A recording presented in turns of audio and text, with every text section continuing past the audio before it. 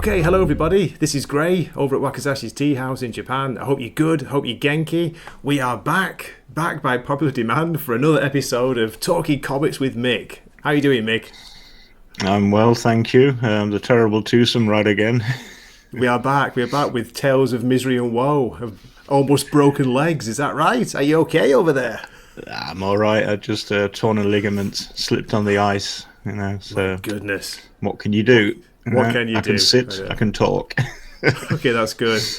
So yeah, thanks so much for watching the last episode we did. We got some positive feedback on that. It was nice to hear people's comments. You know, wow, you're taking us back to the old days of buying British comics.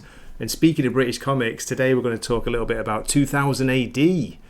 And I forgot to do my homework, but I think Mick has done some, so he's prepared. Thank goodness. I've done some homework. I experienced it live, but of course this is going back. What was it? 40-something years ago, 1977. It was launched in February.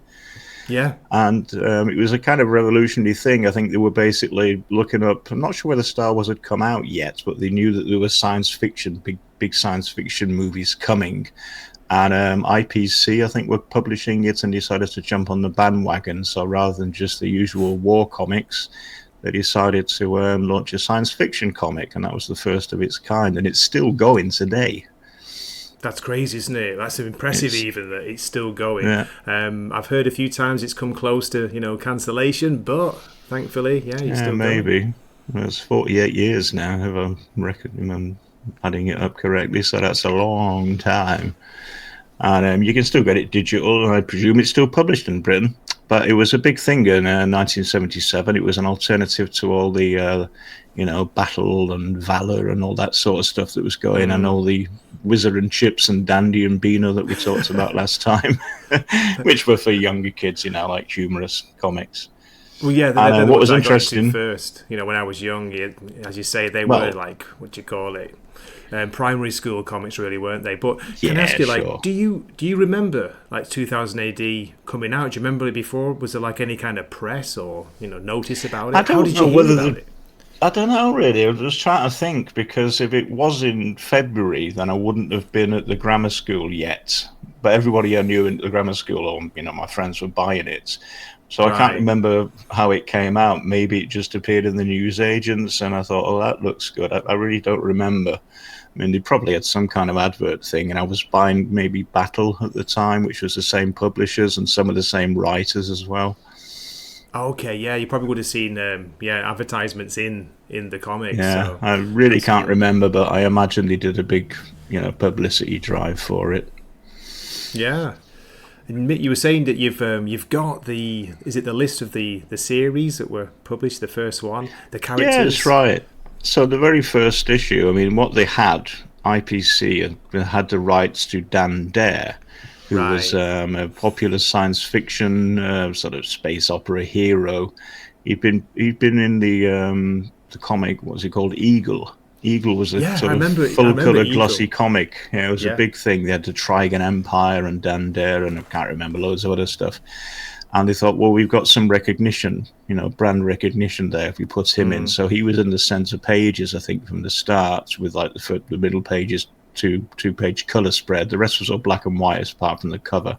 And they had this crazy artist, I think Massimo Belardinelli, sounds Italian, was doing it. It was really psychedelic style of drawing, which worked really well for the the spacecraft and the alien worlds and the alien beings. His Dan Dare apparently didn't look too human, but they later changed the artist on that. But it was just really wow, you're looking at this what the hell is going on? I never got into the character, Mick, but I always thought of him as kind of it's basically like a British Flash Gordon, isn't it? A British version of that, yeah, in a way. Something like that. It was a space opera thing from the 50s originally, I think, So he was the big name, although perhaps the kids who were buying the comic might not even have known about him much. And then there were basically a lot of cash-ins, Another strip was the Harlem Heroes. and that was based on the Harlem Globetrotters, but the difference being was they were playing a game were in jetpacks, so they're like flying around, doing a kind of basketball, I mean, rather, but flying around on jetpacks, and it was a bit more violent as well. You can imagine all the mid-air collisions and dirty tricks that were going on there. I don't know if you remember, there were all these, because the Harlem Heroes are like the American team, they're in this kind of international league, and there was the Teutonic Knights and stuff who were the Germans. Oh wow, this sounds pretty awesome. Jetpacks and great name. It was quite exciting. High speed, I imagine. And then there was M.A.C.H, which was a rip-off of the $6 Million Man. He was just basically, somebody with all these like cybernetic implants in him. He was a sort of agent of some kind. I think it wasn't really that interested in him. And another strip was called Invasion, where the UK was invaded by the Republic of Volga, which was obviously the Soviet Union. I think it was planned as the Soviet Union to start with, and then they changed it at the last minute. The Volgan Empire or something had invaded the UK. Yeah, I've heard of that. Pat Mills writes about that in his autobiography. Yeah, he talks about it. So it was basically, it was the Russians, wasn't it? But they were too afraid to like directly name them, so they made this... Yeah. Whatever. And it was basically that Britain had been occupied, and there was this kind of, run-of-the-mill, ordinary Joe Lurry driver who gets back to his house, and it's been hit by a stray tank shell, and his family are killed, his wife and his daughter. Oh, no. And he decides to join the resistance, and he's just wandering around with his double-barreled shotgun, basically, and, killing all these Volgans. Like you do in merry old England, Like you do. Well, you get invaded. You're not. It's not like in the US where you've got like semi-automatic weapons in every sweet shop. So. Well, it's interesting how those that you've talked about. I only know, really Dan Dare, the name. I don't remember because I was too young. But I don't know the other strips. So yeah. Well, the last one then was one called Flesh. And it was just before Jurassic Park, I think. I think it was even before the book. And what it was basically time-traveling cowboys who'd gone back to the, prehistoric era, Cretaceous era, I don't know, because for some reason, maybe environmental catastrophe or overpopulation, there wasn't enough meat. So they discovered time travel, and what do? They send people back to the dinosaur times and start herding them and, farming them for their meat. And that was like hunting dinosaurs and farming dinosaurs. No way. Yeah. And of course, nothing goes wrong at any point. So that was pretty cool. And Judge Dredd didn't actually appear until issue number 2 because they couldn't get the artist right in time, so it was delayed, and he appeared in issue number 2. And I think that was actually Mike McMahon. It's confusing because there's Steve McManus and then Mike McMahon, and I don't know, but anyway, it was I think it was John Wagner who was maybe writing it. It was Pat Mills and John Wagner who basically were creating the old concept. Pat Mills had been an editor at Battle, I think, and he was editor. And later on, he kind of gave over the reins to some other guy I'd never heard of called Steve Gonzell or something. But those were the two driving forces behind the comic. It was Pat Mills and John Wagner. Of course, Pat Mills later on did all sorts of stuff with Alan Moore, the League of Extraordinary Gentlemen, Kevin O'Neill. Anyway, I'm getting mixed up. No, but Pat Mills is kind of informally known as the godfather of British comics, isn't he, these days? Well, he went on to write so many classic characters. Oh, yeah, well, he came up with Torquemada, didn't he? Nemesis the Warlock, Torquemada, and that was later Slaine, on. Slaine as well, what a character. Yeah, and Kevin O'Neill was involved at the beginning. That's why I was getting mixed up. Because Kevin O'Neill, of course, later on did stuff with Alan Moore, the League of Extraordinary Gentlemen, and other things. Yeah. I just have a quick look on the wiki page, Mick, and it says, as you say, it's officially created by Pat Mills, John Wagner, and Kelvin Gosnell. I don't know that name at all. Yeah, he was just the editor for a while because Pat Mills was too busy writing, maybe, and he decided he didn't want to be editor, so Gosnell took over the things there. So that was a good start, and it was just something very different. When I was like 10 years old when it came out, so these were like great stories. In reflection, Mac-1 wasn't that interesting, or Invasion, but there was some good ideas. Very good. No, it's good to get that. As I say, you actually had issue 1. Did you? Do you still I had it, yeah. The space spinner? It's on the cover. No. I'm just looking at the cover now. The cheap plastic toy that they gave out with it. No, that got spun off somewhere and probably broken That's into worth a million like pieces. £500,000 now. Yeah, I'm joking. Well, what I did actually sell off my collection when I left the country. I took it to it would have been Odyssey, wouldn't it? And they would just go, well, there's all these like notes have been written in the margins, because I was giving them like notes out of 10 and stuff, or writing stuff. Oh, were you like rating the stories? Going, this is worth this. Then you go, well, do you want it or not? Constructive criticism, classic. I was a kid, Anyway, one thing about it as well, Mick, about 2000 AD, and Pat Mills talks about this again. It was made. It's on very, very pulpy paper, wasn't it? So they weren't made to last. The early issues, no. They were exactly. I think later they changed the quality of the paper and made it a bit more glossy, and it became full colour. That's a long time later, after these very humble beginnings. It was basically pulp fiction at its time, if you like. Yeah. Was it all black and white in the inside? I can't remember. No, the cover was colour. Yeah, and then the middle spread, the 2 pages in the middle were colour, and that's where Dan Dare was. So 2 pages of Dan Dare were colour. I remember now. Yeah. He used to get so excited to get to the middle page. It's like, oh yes, it's colour. Yeah, and then all this psychedelic Ballardinelli art. It was like a real trip, No way, I'll have to check that out. It sounds intriguing. I just don't know the character. I never got into him, but the art sounds amazing. It's like space opera, that original Eagle character, he was a very much stiff upper lip, sort of almost like kind of, Second World War fighter pilot type, that just happened to be in outer space, Sure. But they revamped him and shoved it into the further future and made it a bit more science fiction-y, so that was good. It says that Dan Dare was in Eagle comic between 1950 to 1967. Dan Dare, Pilot of the Future. There we go. Pilot of the Future. Yeah, it's like a, World War II battle ace, isn't he? But set in the future. Yeah, and then later on, there was some quite interesting stuff. There was one strip that I quite liked, which was written or drawn by Ian Gibson. And that was Robo-Hunter, Sam Slade, Robo-Hunter. And he was obviously based on Sam Spade, but he would hunt down rogue robots and terminate them, a bit like Blade Runner, a bit like that, but obviously a lot more crude. And there was a lot of humour involved as well.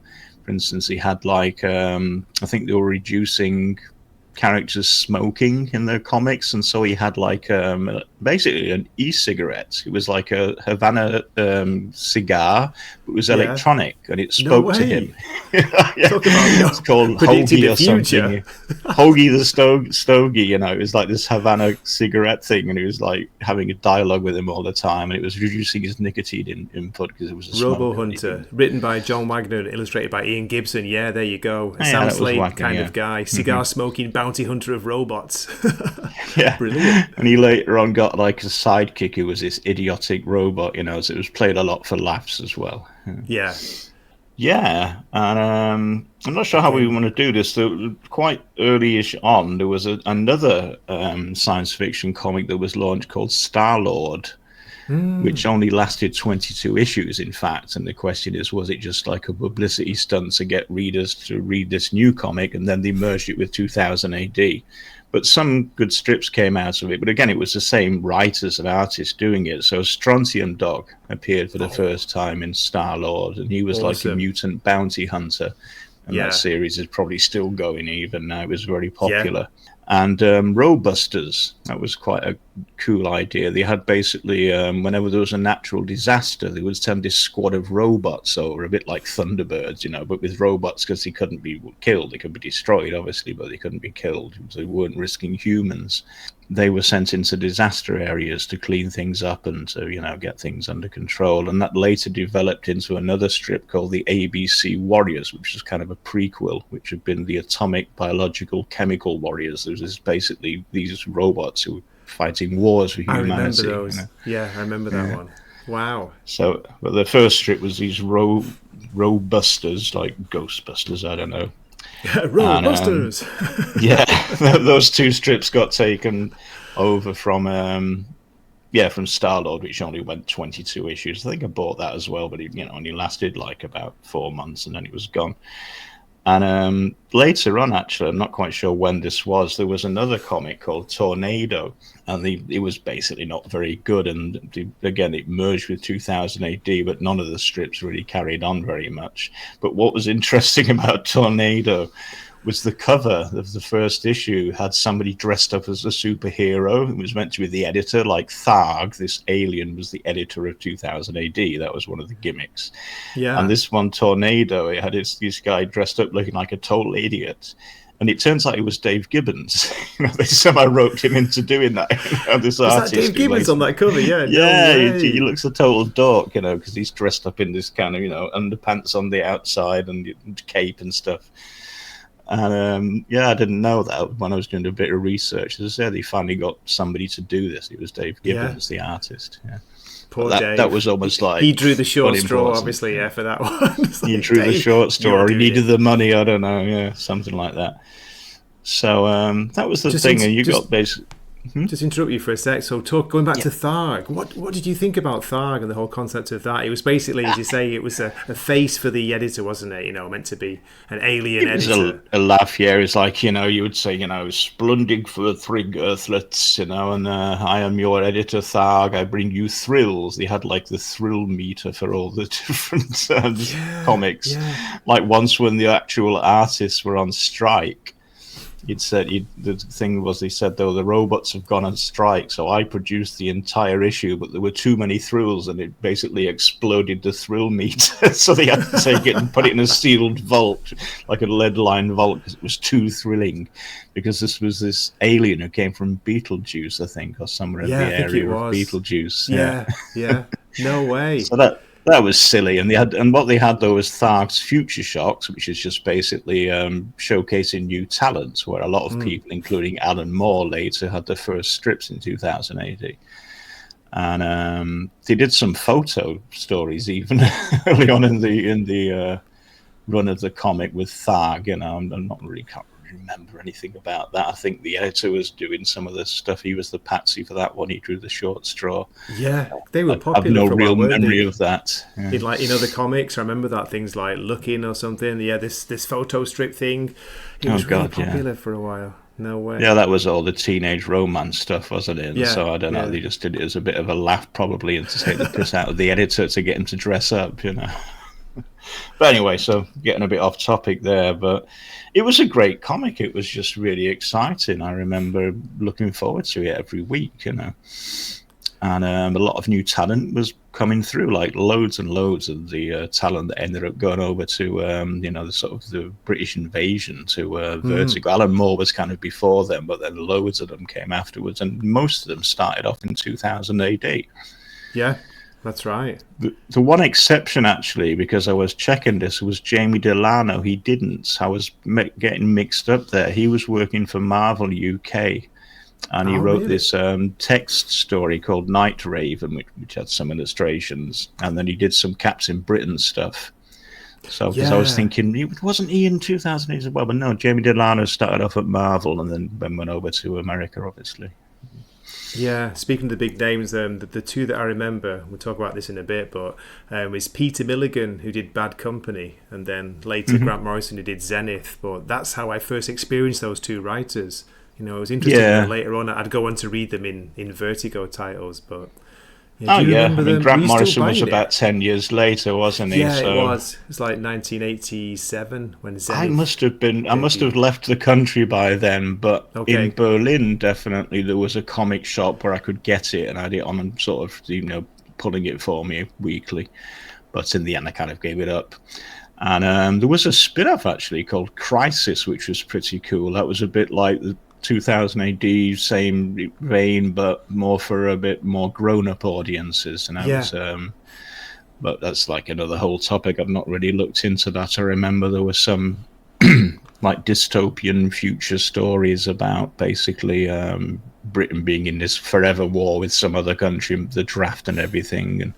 But that was like a bit more for mature audiences. But they had some of the artists and writers moved over to that. That was quite good, actually. But that's, again, a bit of a different topic. So how about Judge Dredd as a character? Did you get into him? What do you think about him? Oh, yeah. Yeah, sure. I mean, at the first appearance, he was basically judge, jury, and executioner. He was literally would hunt down some criminal and then killed him at the end. He just shot him, basically. And it was, I mean, Dredd's a fascist, obviously. It's like, the worst thing that would develop if the government goes in this kind of totalitarian direction, and the judges are like the enforcers, so they hunt you down and kill you in the beginning. I think you tone it down a bit later.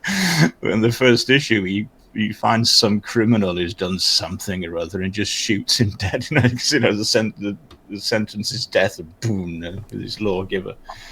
But there were some great stories in Judge Dredd. There were a lot of them were done tongue-in-cheek, because obviously they've got this mad character who's absolutely anathema to all of the writers, presumably. He was meant to be satirical, wasn't it? Of course, definitely, dark humour as well. But yeah, for sure. Yeah, and there was an epic story with Dredd called The Cursed Earth. Yeah, I have that in a collection. Yeah, me too. It was censored though for one reason, is that they had the Jolly Green Giant from this sweet corn adverts. It was like this actual giant, and they had to pull that out of the collections because they got sued by the company. Something like that. I even remember the ditty from the commercial. Oh my god. Yeah, sure, man. It was this, I forget whatever company it was in America. They sued 2000 AD, so they had to withdraw it for any further collections. But the idea about Dredd's world was there'd been this massive nuclear war, and you had Mega City 1, which is basically the entire East Coast, which is kind of what was in Neuromancer later, the same sort of thing, the Sprawl. Yeah. And Mega City 2, which was the whole of the West Coast, but in between was just this massive radioactive wasteland, where just these mutants run around, and it was absolutely lawless, obviously, and you couldn't survive. And The Cursed Earth was actually completely stolen, the entire story, from a novel by Roger Zelazny called Damnation Alley. No way. And it was the same thing, exactly. They had to get across this radioactive wasteland with some cure for a plague that had broken out. And, it was... They couldn't fly because there was, old rocks circling around in the atmosphere, so they had to go over land with this armored cruiser, and that was exactly the thing that they did, Dredd. And it was just mad. There was the Green Giant thing. Then there was the Burger Wars, where they come into some town and order a burger, and then they almost get lynched because it's in the middle of it's a neutral zone between Burger King and McDonald's, which are like the two kind of like the sort of ranches, the corporate owners of it. And this war's been going on for years about which burger chain is the better one. And they know nothing about this, and almost get hung, lynched because they order a burger. That's right. They couldn't reprint that in the collection, and there's a note about it. It says, because that got of pulled as well. Legal problems with McDonald's or something, maybe, or Burger King. Yeah, sure. Well. Crazy. That was an example again of this sort of black humor and just silliness that they would put into these things as well. But a lot of dark stuff as well. Brian Bolland appeared, by the way, around about this time and started drawing Dredd quite a lot. Yes. Who obviously later on became very big in DC, especially for his covers. And there's The Day the Law Died, which was basically what happened was there was this from the Internal Affairs Division, this Judge Cal basically brainwashed all the judges into obeying him and imposed this dictatorship, like even worse than usual. And it was obviously based on the Caligula story. He was basically Caligula, so he appoints a horse as his chief judge or something, and all this. He's completely insane, But he's brainwashed all the judges. Apparently, the judges, and you get some of the backstory here, is they're basically clones, and they go into these kind of tanks in the evening and to regenerate and stuff. And Cal had been playing all these subliminal messages and, obey Cal. So they all get brainwashed into obeying this madman who takes over the city. And Dredd manages to lead the rebellion, ultimately depose this tyrant, And there was a lot of wacky satire in that as well. Yeah. It was mostly John Wagner, wasn't it? I think John Wagner was writing a lot of the Dredd stories, from what I remember. Yeah, Alan Grant and John Wagner were doing a lot of that. Yeah. And they carried on for a long time doing that, decades probably. It's like I think was it Grant later who did stuff with Lobo and stuff, I think, yeah. So he was kind of expanding into America as well.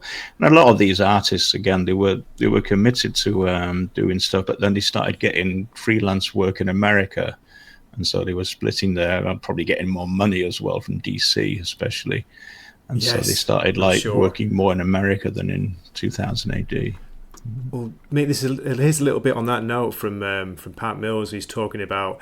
He describes the British comic scene, back before 2000 AD was created as like the dark satanic mills or the factory machines, and basically comic writers and artists do not or did not own their characters. All the rights went to the publisher, so any fees from films, reprints, that kind of thing, merchandising, everything went to the company, and it wasn't shared. Yeah.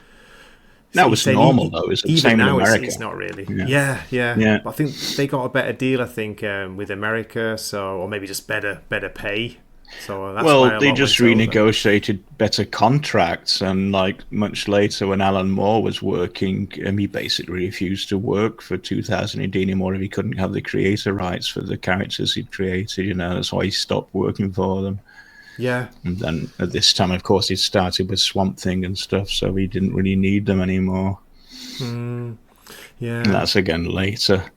And then just one last thing about Dredd, the last quite interesting, longer-running story was Judge Death. Because at some point they realized, Dredd just go around shooting everybody, so he can't really have an arch nemesis because he just kills them all. So then he figured out, well, what would be the idea if is this Judge Death who's come from a different dimension, and the crime is life. Being alive is a crime, so they've killed everybody on their own planet. And it's basically like the four horsemen of the apocalypse, with just judges, and they somehow come across to the to this dimension where Dredd is, and then they attack the city. I remember very vividly that they would just basically reach into their chests with these icy spectral hands and crush the hearts and kill people. And that's when Psi-Division got introduced, like Judge Anderson of Psi-Division. They had psionic powers. They were the judges that could always liked Judge predict Anderson. Things, and they were pretty cool. And so they had an arch nemesis for Dredd because Judge Death couldn't be killed, obviously, because he wasn't alive. Yeah, so that was another big story that came up. That was quite early. Just checking here, it says 1980, so it was only 3 years after it was launched. John Wagner, as you say. Sorry. No worries. John Wagner. As you say, he decided, he needs an arch nemesis, and it was Judge Death. And then Brian Bolland was drawing the three-parter where he introduced Death and Judge Anderson in Psi-Division. So that must have been a cracking story to have that. Oh yeah, it was great. And I think those were the main stories: Cursed Earth, The Day the Law Died, Judge Cal, and then Judge Death. That was the sort of three major things that came up.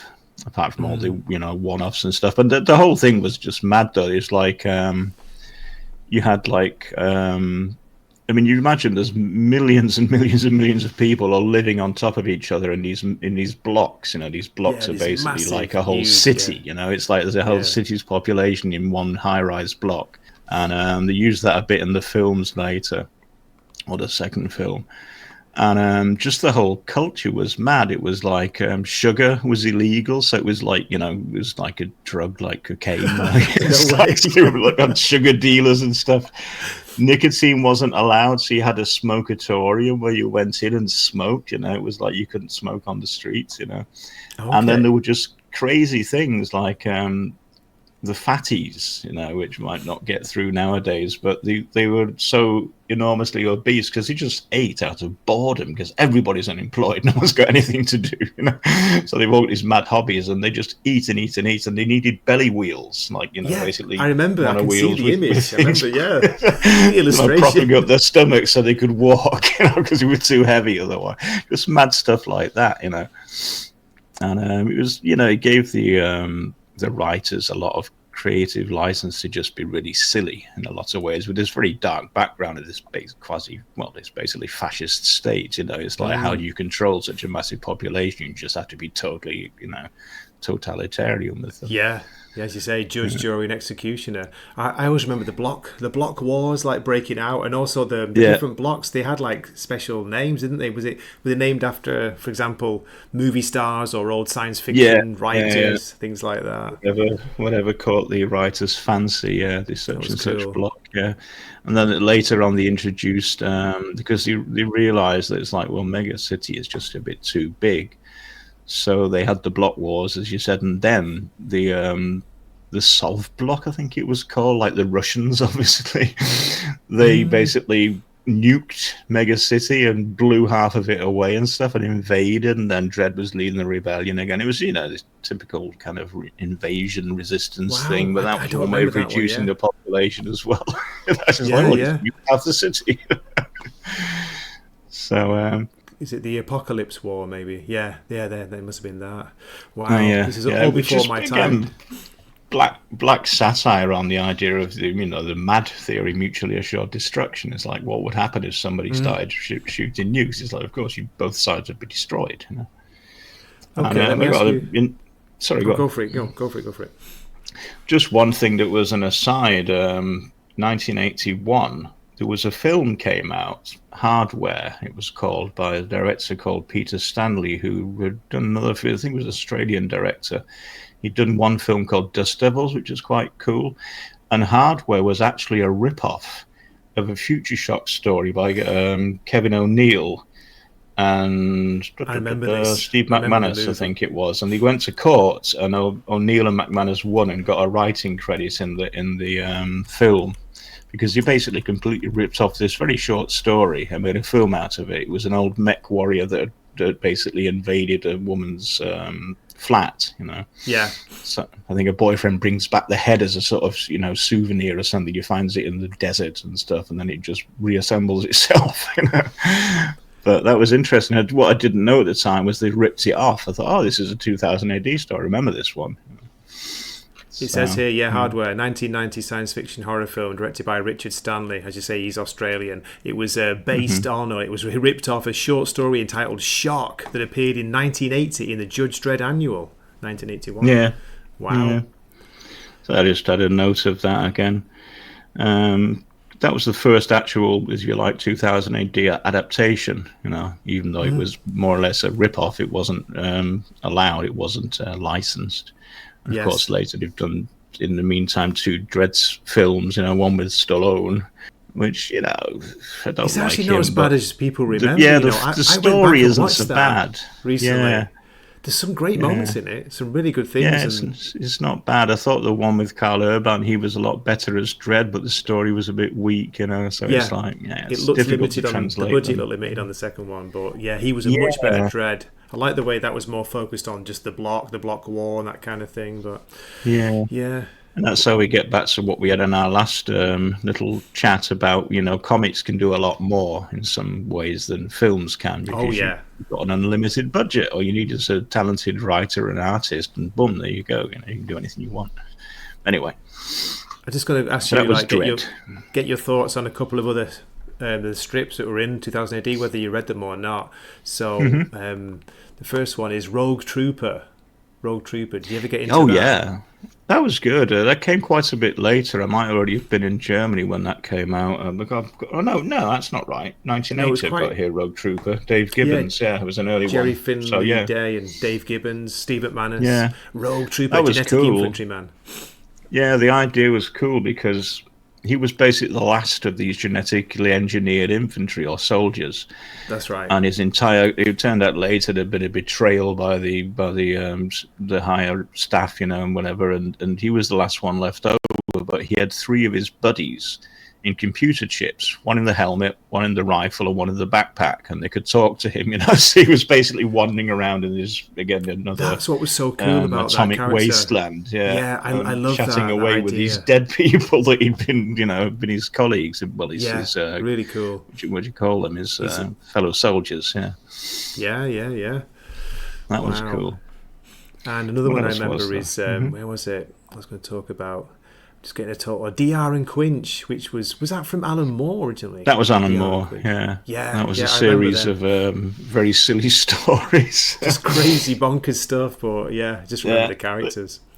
They were basically these alien juvenile delinquents that just went around nuking stuff. It was just really stupid stories. I thought it was pretty good. And the other character that were on Alan Moore that he came up with was Halo Jones, the Ballad of Halo Jones. Very famous. One that I've never read, really mate, popular. but I know a lot of people who love that series. Oh yeah, it was really good. It was again, she was basically living in this floating condo or block of flats. Everybody unemployed. What do you do? And she decides to leave the planet. And has all these various adventures, gets involved in war and stuff. And I think it was when he was doing Halo Jones, he basically said he wanted character creation rights, and they said no. And he said, okay, well, I'm not writing for you anymore. Then that was the end of that. And one of the strip he had, which was not that good, it was basically a kind of E.T. rip-off, but it done for a bit more mature audience, was called Skizz. It was just a short story. Basically, an alien crash lands in Birmingham. Poor thing. Had to be Birmingham. Well, he lived around that area, Northampton, central. Yeah, he loves that area. And it was a bit like E.T., but for mature readers. Okay. One I remember I used to like was Slaine. This was Pat Mills created that. Brilliant Celtic mythology based character. That was great because he was basically a berserker, but they called them warped warriors. He would literally, his body would warp out of shape, and go completely mutants. And they had these warp harnesses, so they just didn't explode. And it was the earth energy, I think, coming through them that would allow them to just channel this earth energy and literally transform their bodies. And I think Simon Bisley started off doing the painted art on that as well. I think that's one of the places he became famous for doing up. it. Actually, believe it or not, early on when it first started, it was started in 1983. It was Pat Mills writing it, and it was initially drawn by his then wife. It says Angela Kincaid. Right, yeah. No way. Yeah, it was a character they came Massimo up together. Belardinelli, the one you were talking about before, he was doing it for a while, and then Mike McMahon. Glen Fabry came later, and then Simon Bisley. Yeah, it was a good character. They did quite a lot of stuff. There was a lot of stuff, as you said, based on Celtic mythology. The Horned God was one saga they did. I know. And it was just mad. You would be on the battlefield. He would literally his eyes would pop out halfway, and then his face would sort of his go veins all weird, and his whole body would just morph into something. It's very, very cool image, very visual, and a great idea. Yeah, it was cool. Good to have something different, not science fiction, because it was mostly a sci-fi comic at that time. So, yeah.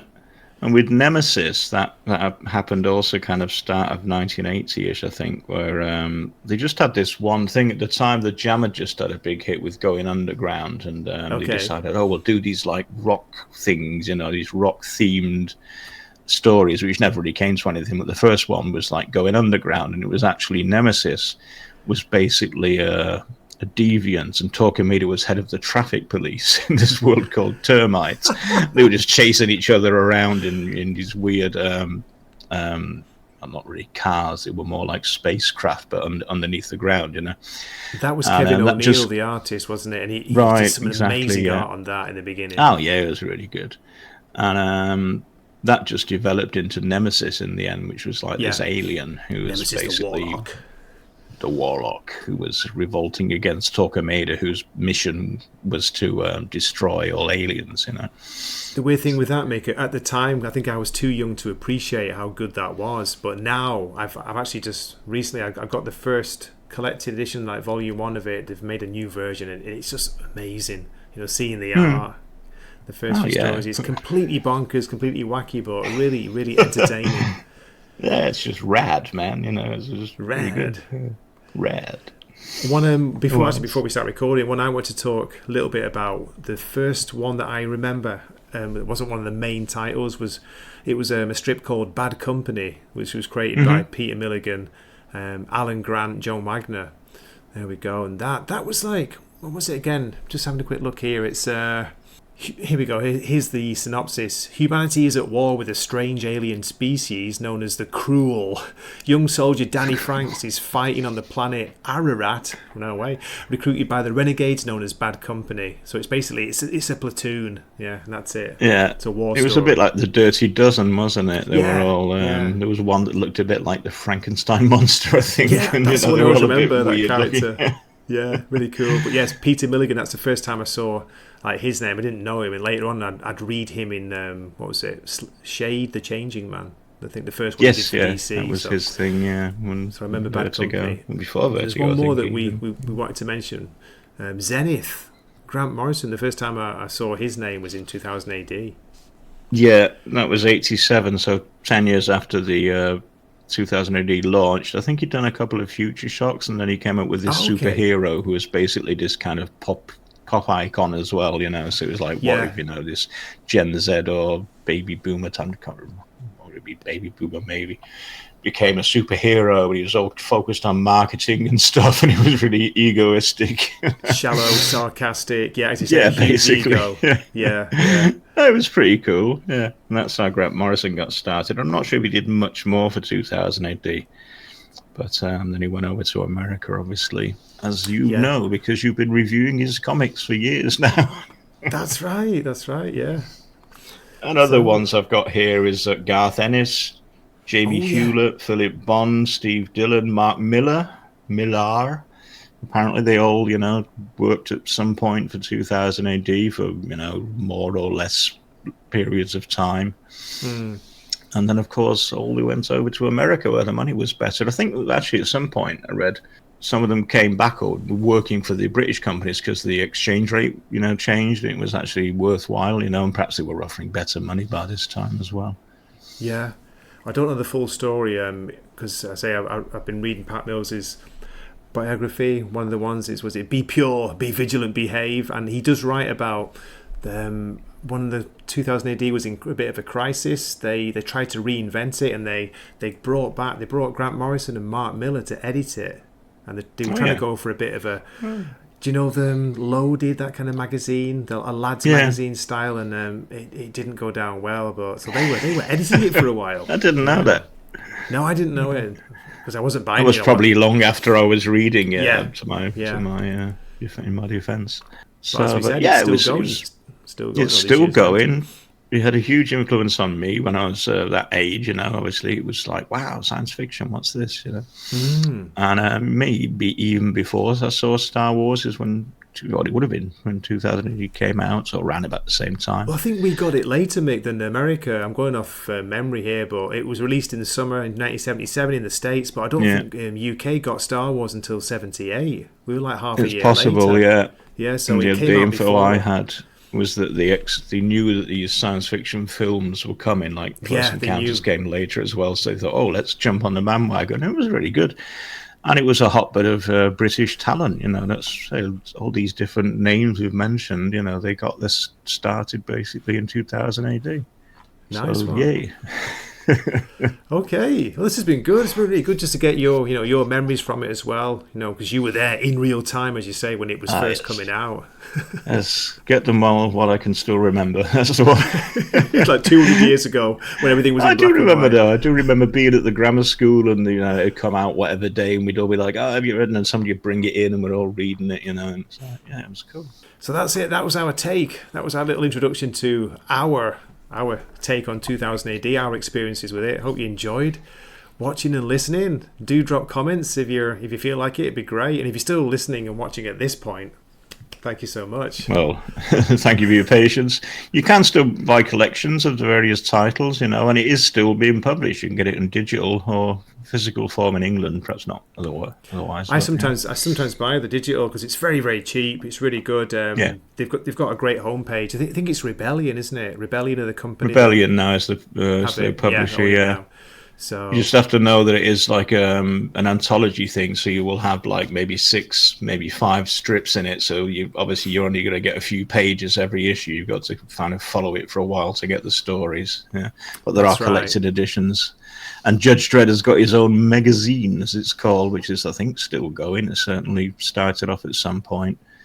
He realised that Dredd was the most popular character, and he got his own monthly magazine at some point. Yeah. I think I used to buy it back in the day. I don't know when it came out off the top of my head, but I remember the 2000 AD weekly and then the monthly magazine. Yeah. Wow. Just looking now, we just have a quick check on the homepage. Prog 2419 out now. That's the crazy thing, isn't it? Because it comes out in 1977. Yeah. Going, what's like totally unimaginable time in the future? Let's call it 2000 AD. Like 25 years late after 2000 AD, they're still publishing it because it's still going. Just thought this isn't going to last. It's going to be a short sort of science fiction gravy train we can ride for a while, but still publishing. Yeah, fair play. Okay, cool. Well, that's it. Should we wrap things up? I guess I can't think of anything else I have to say. No, that's good. So yeah, thanks so much for joining me, and we hope you enjoyed watching. As I say, do drop a comment. It'd be great to hear from you. Hope to see you in another future episode or issue of Comic Talk with Mick.